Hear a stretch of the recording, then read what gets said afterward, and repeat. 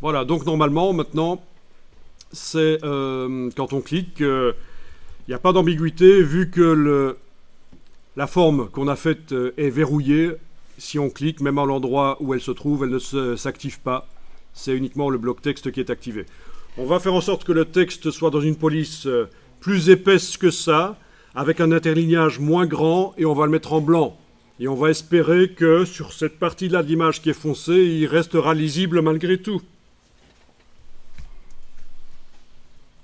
Donc, vous allez dans la...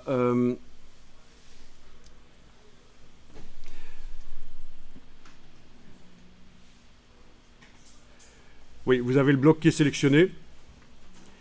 Vous allez dans la palette des outils, activer le petit T ici, pas l'autre qu'on utilise jusqu'à présent, mais celui-là.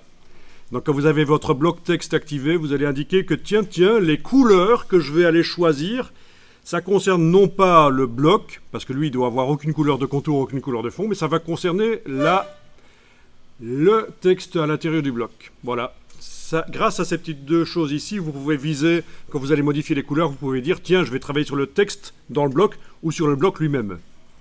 Comme ça vous évite de devoir, avec l'outil texte ici, le sélectionner, il va apparaître en négatif, vous n'allez pas bien voir ce que vous allez faire.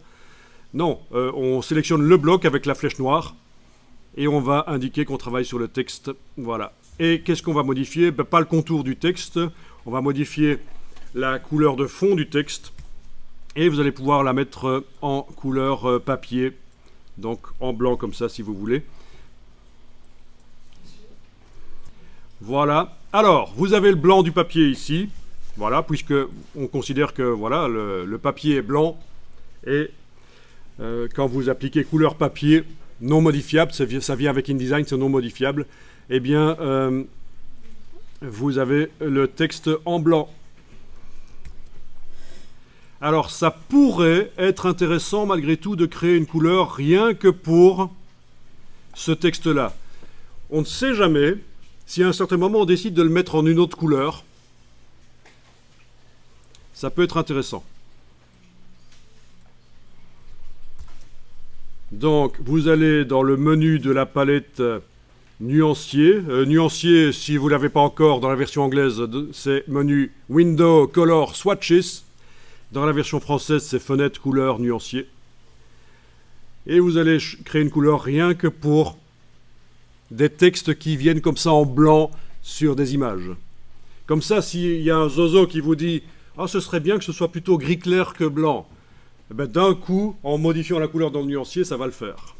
Donc, nouvelle couleur. Nouvelle couleur. On va faire ça en RVB.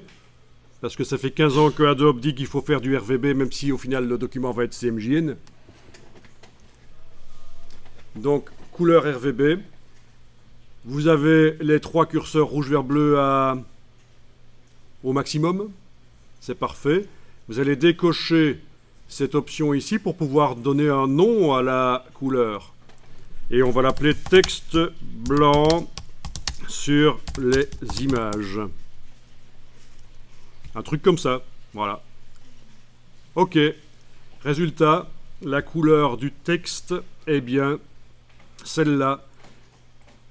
Ça paraît stupide, mais franchement, ça serait intéressant, vous allez voir.